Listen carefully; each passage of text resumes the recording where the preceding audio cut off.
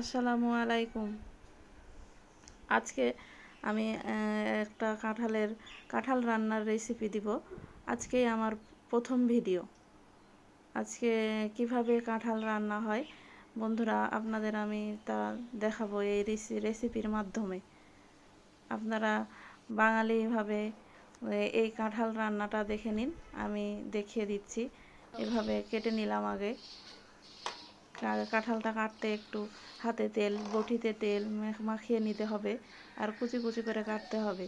চিকনটা যেটা হচ্ছে কাঁঠালের ভুতি, সেটা না নিলেও হয়। আমি নিই যাতে কাঁঠালের তরকারিটা একটু আঠালো হয়, আঠালো হওয়ার জন্যে আমি নিই, কিন্তু কেউ নাও নিতে পারেন।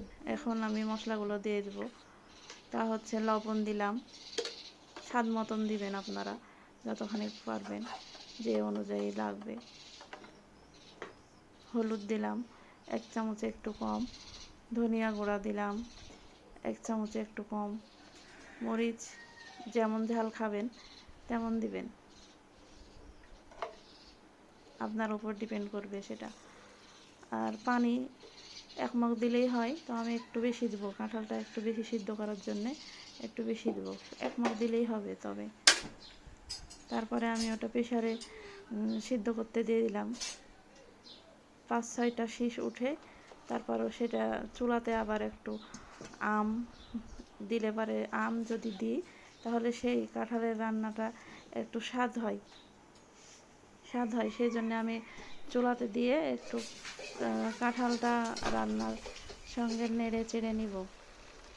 আমটা দিয়ে কিছু মশলা যেমন রসুন বাটা, আদা বাটা, তারপরে জিরা বাটা একটু 1 চামচ করে দিয়ে দিলাম।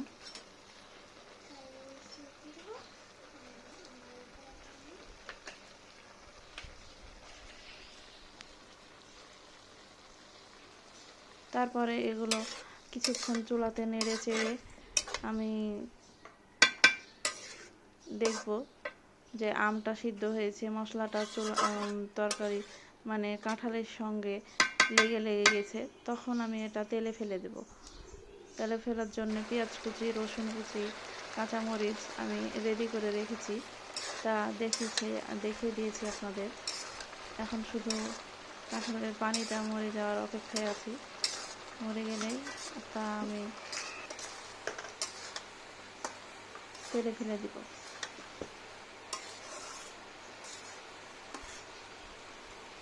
এই যে দেখুন, এটার রসটা মরে এসেছে। এখন আমি তেলে ফেলে দিব কাঁঠালটা।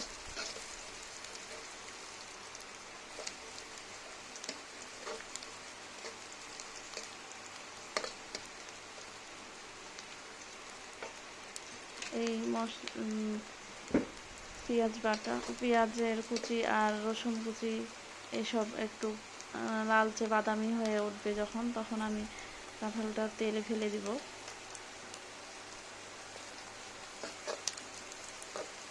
আমি প্রায় সব সময় চুলাতেই রান্না করি।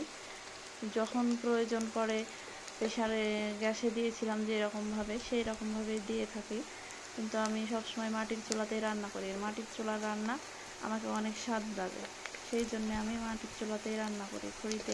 খড়ি দিয়ে মাটির চুলাতে রান্না করতে ভালো লাগে।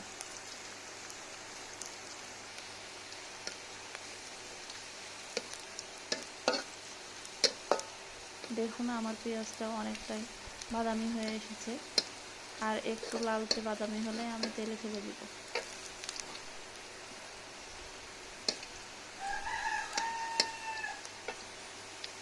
হয়ে এসেছে প্রায়।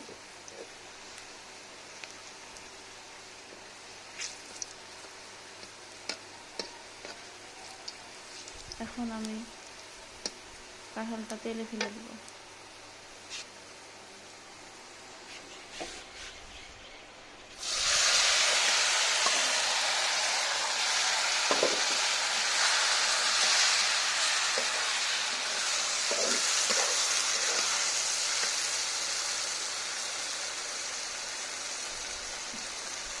তেলে ফেলার পর একটু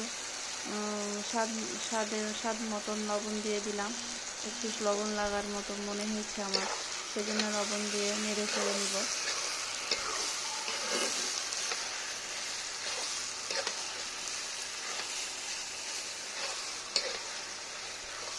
এই তো দেখুন আমার কাঁঠালের রেসিপি রেডি হয়ে গেছে।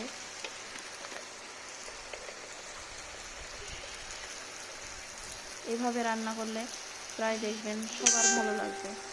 আর আপনারা অবশ্যই এভাবে রান্না করবেন। আর আমার রান্না কেমন লাগলো আপনাদের দেখে সেটা অবশ্যই কমেন্টে জানাবেন, লাইক দিবেন। আমি একটু জিরা গুঁড়ি ছিটিয়ে দিলাম। লাইক দিবেন, সাবস্ক্রাইব করবেন অবশ্যই। যারা প্রথম দেখছেন আজকে থেকেই আমার রেসিপিটা ফলো করবেন।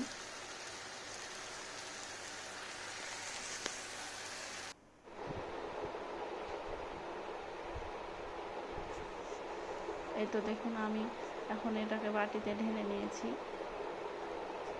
একদম আমার কাঁঠাল রান্না রেডি হয়ে গেছে।